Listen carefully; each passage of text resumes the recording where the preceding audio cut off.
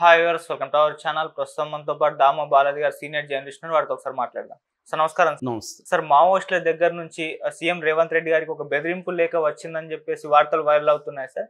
మరి ఏముంది ఆ బెదిరింపు లేఖలో? మావోయిస్టులు ఏం డిమాండ్ చేస్తున్నారు? వాళ్ళ ఆరోపణలు ఏంటి? ఏం చెప్తారు సార్ ఈ లేఖ గురించి? తెలంగాణ రాష్ట్ర మావోయిస్టు రాష్ట్ర కమిటీ, తెలంగాణ కమిటీకి సంబంధించిన అధికార ప్రతినిధి జగన్, ఆయన పేరుతో ఒక ప్రకటన, 2 పేజీల ప్రకటన వచ్చింది. ఆ 2 పేజీలు నేను చదివాను. అందులో ప్రధానంగా రేవంత్ రెడ్డి మీద ఈ దాదాపు 1 ఇయర్ పరిపాలన మీద ఒక రకమైన రివ్యూ లాంటిది ఈ మావోయిస్టులు చేశారు. ఈ 1 ఇయర్లో రేవంత్ రెడ్డి ఎటువంటి ప్రజా వ్యతిరేక విధానాలు అవలంబించాడు, ఎక్కడెక్కడ ఎటువంటి ప్రజా వ్యతిరేక విధానాలు అవలంబించాడు అని చెప్పి ఒక రకమైన వార్నింగ్ కూడా ఇచ్చారు. అందులో వాళ్ళు చెప్పింది ఏంటంటే, ప్రధానంగా హైడ్రా, మూసి, ఈ 2 విషయాల్ని ప్రధానంగా ఫోకస్ చేశారు.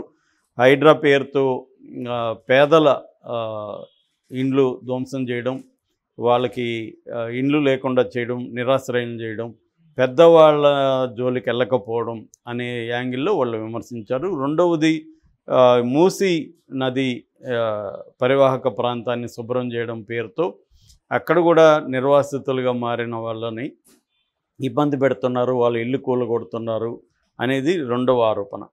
ఈ 2 ఆరోపణలు హైదరాబాదు రంగం, అంటే మొత్తం రియల్ ఎస్టేటు కార్పొరేట్సు లేదా రియల్ ఎస్టేట్ రంగంలో భాగంగానే రేవంత్ రెడ్డి నిర్ణయాలు తీసుకుంటున్నాడు, రియల్ ఎస్టేట్ వాళ్ళే రేవంత్ రెడ్డి ప్రభుత్వాన్ని నడుపుతున్నారు అనేది. అట్లాగే హైదరాబాదుని పారిశ్రామికంగా అభివృద్ధి చేయడం కాకుండా కేవలం తమ కార్పొరేట్ సంస్థలకు అమ్ముడు పోయి రేవంత్ రెడ్డి నిర్ణయాలు తీసుకుంటున్నాడు అనేది ప్రధానంగా.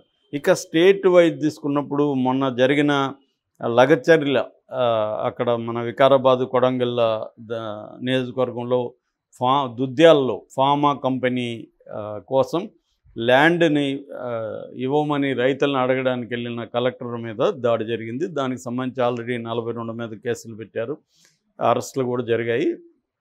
పట్నం దేవేందర్ రెడ్డిని కూడా అరెస్ట్ చేశారు. దీని వెనుక కేసీఆర్ ఉన్నాడు అనేది కూడా వచ్చింది.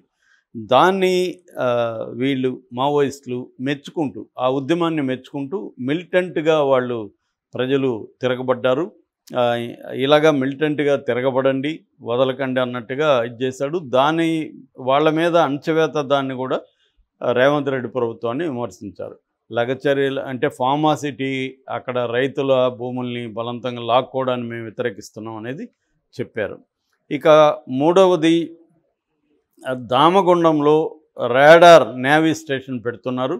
దానివల్ల దాదాపు 2900 రిజర్వ్ ఫారెస్ట్కి సంబంధించిన ల్యాండ్ను, 2900 ఎకరాల ల్యాండ్ను ఆక్యుపై చేసుకున్నారు. దానికోసం అక్కడ అనేక మంది గిరిజనుల్ని నిర్వాసితుల్ని చేశారు, ఆదివాసుల్ని నిర్వాసితులను చేశారు అనేది ఇంకొక ఆరోపణ. సో దాన్ని కూడా మేము వ్యతిరేకిస్తున్నాం అనేది.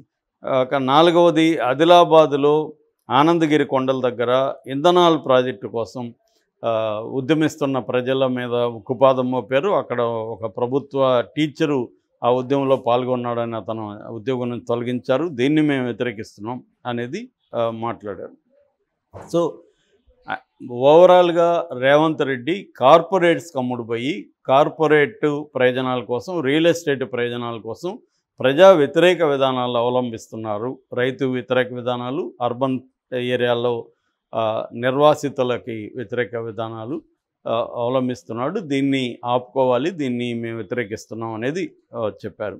అట్లాగే ఎన్కౌంటర్లకు సంబంధించి కూడా భద్రాద్రి కొత్తగూడెంలో గోండాల మండలంలో దామెరలోగులో నల్లమారి అశోక్ అని మా నాయకుడిని చంపేశారు. అట్లాగే ఇదే జిల్లాకు సంబంధించి ఇంకొక ఎన్కౌంటర్లో 6 మంది మా కామ్రేడ్ను చంపారు. ఇది కూడా వ్యతిరేకిస్తున్నాం అనేది చెప్పారు. సో ఓవరాల్గా మావోయిస్టుల ఆరోపణలు ఏంటంటే, కార్పొరేట్ కంపెనీలకి, రియల్ ఎస్టేట్కి రేవంత్ రెడ్డి అమ్ముడు పోయి ప్రజా వ్యతిరేక విధానాలు తీసుకుంటున్నాడని ఒక ఆస్పెక్టు. రెండో ఆస్పెక్టు, తమ నాయకుల్ని ఫేక్ ఎన్కౌంటర్లలో రేవంత్ రెడ్డి చంపాడు అనేది. ఇది మామూలుగా మావోయిస్టులు నేను గత దాదాపు ఒక 30 ఏళ్ళ నుంచి చూస్తున్నాను. అంటే అంతకుముందు మావోయిస్టుల పేర్లు మారాయి కానీ వాళ్ళే కంటిన్యూ అవుతున్నారు. పీపుల్స్ వార్గా ఉన్నింది, తర్వాత మావోయిస్ట్ కమ్యూనిస్ట్ సెంటర్ అనే పార్టీ, పియు అంటారు, పార్టీ యూనిటీ అనే పార్టీ, ఇలాంటి పార్టీలు 3-4 కలిపి మావోయిస్ట్ కమ్యూనిటీ సెంటర్ అనేది ఏర్పడింది. ఎంసీసీ అనేది అంతకుముందు ఉంది. ఎంసీసీ, పియు, పిడబ్ల్యూ ఈ 3 పార్టీలు ప్రధానంగా కలిసి Maoist community, CPIML Maoist party అనేది ఏర్పడింది 2004లో. మన ఈయన వైఎస్ఆర్ ఉన్నప్పుడు చర్చల సందర్భంగా. సో అప్పటి నుంచి కూడా నేను పరిశీలిస్తున్నాను. వీళ్ళు ఏంటంటే కార్పొరేట్ కంపెనీలకు వ్యతిరేకంగా స్టేట్మెంట్లు ఇస్తారు. ప్రభుత్వాలు, కార్పొరేట్ కంపెనీలు, సామ్రాజ్యవాదం దీన్ని వ్యతిరేకిస్తున్నారు. మావోయిస్టులతో కానీ ఇంకొకరితో కానీ ప్రాబ్లం ఏంటంటే వాళ్ళు వ్యతిరేకించడం ఏ యాంగిల్లో వ్యతిరేకిస్తున్నారు అంటే అసలు కార్పొరేట్ సామ్రాజ్యవాదానికి వ్యతిరేకం మేము, ఆ అభివృద్ధి మోడల్కి వ్యతిరేకం. అంటే ఇవాళ capitalist model of the development లేదా ఇంపీరియలిస్ట్ మోడల్ ఆఫ్ డెవలప్మెంట్ అంటే పెద్ద పెద్ద కంపెనీలు పెట్టడం, ఆ కంపెనీలకి వనరుల్ని సప్లై చేయడం, భూమి ఇవ్వడం, ఇన్ఫ్రాస్ట్రక్చరు డెవలప్ చేసి ఆ కంపెనీలకు అందించడం, ఆ కంపెనీల ద్వారా ఒకటి ఉద్యోగాలు వస్తాయని, రెండోది రెవెన్యూ గ్రోత్ పెరుగుతుందని, ప్రభుత్వ ఆదాయం పెరుగుతుందని చెప్తున్నారు. అది కొంతవరకు వాస్తవమే. అయితే ఈ మోడల్లో ఇబ్బందులు కూడా ఉన్నాయి. ఈ మోడల్ ఏంటంటే ప్రభుత్వ వనరుల్ని వాళ్ళకి అపనంగా కట్టిపెట్టడం, కొన్ని కంపెనీలే మొత్తం ఆస్తి అంతా, వెల్త్ అంతా వాళ్ళ చేతుల్లోకి కేంద్రీకృతం అవ్వడం, సంపద డిస్ట్రిబ్యూషన్లో విపరీతమైన అసమానతలు వచ్చేయడం, ఇవన్నీ ఈ అభివృద్ధి మోడల్లో ఉండే ప్రాబ్లమ్స్. అయితే ఈ అభివృద్ధి మోడల్లో ఉండే పాజిటివ్ అంశాలు ఏంటి? ఉద్యోగాలు వస్తున్నాయి ప్రజలకు, ఓవరాల్గా వెల్త్ పెరిగితే సమాజం వెల్త్ కూడా పెరుగుతుంది ఎంతో కొంత మేరకి, అసమానతలు ఉన్నప్పటికీ. సో ఈ రకంగా ఓవరాల్గా అభివృద్ధి అనేది కనిపిస్తుంది. కానీ ఇది అసమాన అభివృద్ధి, దాంట్లో డౌట్ లేదు. అయితే వీళ్ళు ఈ అభివృద్ధి మోడల్ని కంప్లీట్గా వ్యతిరేకిస్తున్నారు, మావోయిస్టులు కావచ్చు, ఇతర గ్రూపులు కావచ్చు. కానీ దీనికి ఆల్టర్నేటివ్ మోడల్ ఏంటి? అభివృద్ధి మోడల్ మీరు ఏం మోడల్ని సజెస్ట్ చేస్తారు, ఆ మోడల్ ఎలా ఉంటుంది అనేది వీళ్ళు ఇప్పటివరకు చెప్పట్లేదు. ఏదన్నా అయితే సోషలిజం, కమ్యూనిజం వేగ్గా మాట్లాడతారు తప్ప అవన్నీ ఎప్పుడొస్తాయో తెలియదు. ఇప్పుడు ఏం చేయాలని మీ ప్రతిపాదన? ఎలా ఇప్పుడు అభివృద్ధి ఉండాలి? ఫార్మాసిటీ ఎందుకు పెడతారు? మందుల కంపెనీల అభివృద్ధి ఉంటే మనం ఆల్రెడీ చాలా దేశాలకి మందులు ఎగుమతి చేస్తున్నాం.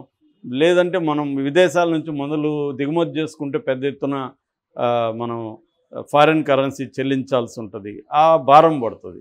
అట్లాగే వివిధ పరిశ్రమలు ఎందుకు పెడతారు? మన ఓవరాల్ గ్రోత్, ఉద్యోగాలు ఇటువంటివి పెరుగుతాయని పెడతారు.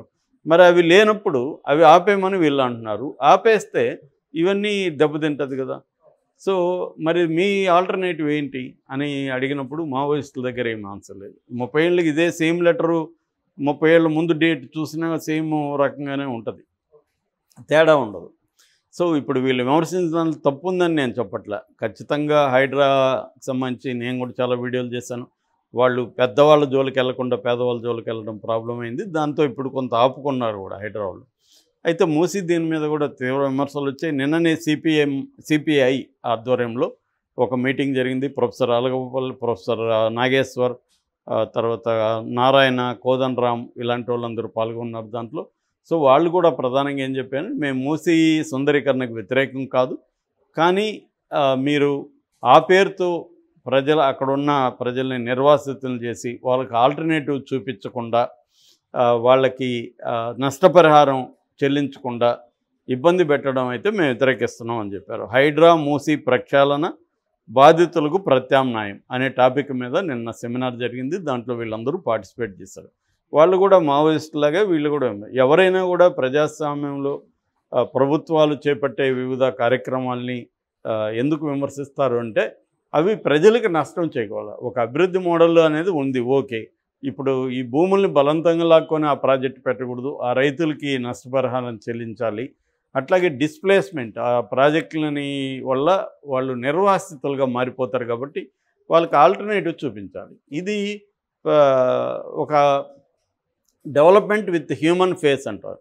అంటే అభివృద్ధి ఉండాలి, అట్ ద సేమ్ టైం మానవతా దృక్పథంతో ప్రజలకి ఇబ్బంది కలగకుండా అభివృద్ధి వల్ల చూడాలి. ఒక దగ్గర ఒక ఫ్యాక్టరీ పెడితే ఆ రైతులకు ఇబ్బందులు కలగకూడదు, అక్కడ పొల్యూషన్ జరిగితే దాన్ని ఎలా అడ్రస్ చేయాలి, ఇవన్నీ చూడాలి. అంటే ఎన్విరాన్మెంటు, హ్యూమన్ రైట్స్, ఈ 2 ఆస్పెక్ట్స్ని చూసుకుంటూ అభివృద్ధి జరగాలనేది అందరూ చాలామంది చెప్పేది.